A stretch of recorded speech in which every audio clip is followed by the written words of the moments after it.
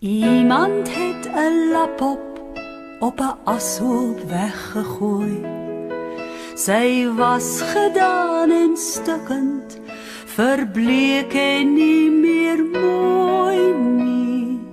Op die ashoop hoor sy stemme praat en die verwelkom haar.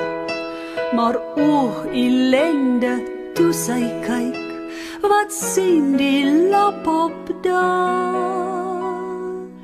Net 'n vrot pampoen en 'n stukkende skoen, 'n grammofoonplaat en 'n kous sonder maat, net 'n leë bottel bier, 'n verlepte Annelie, 'n gelapte binneband en 'n ou koerant.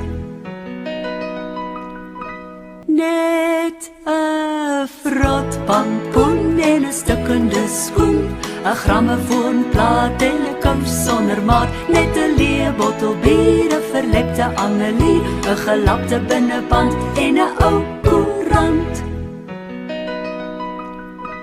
Al die goeders op die ashoop hou gou vergadering en besluit vir Lapop te bekroon as die ashoop koningin.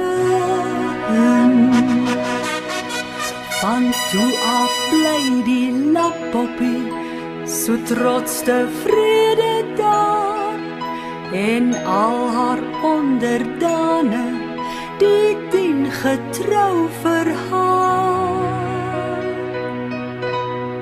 Net 'n vrot pampoen en 'n stukkende skoen, 'n grammofoonplaat en 'n kous sonder maat, net 'n leë bottel bier, 'n verlepte Annelie, 'n gelapte binneband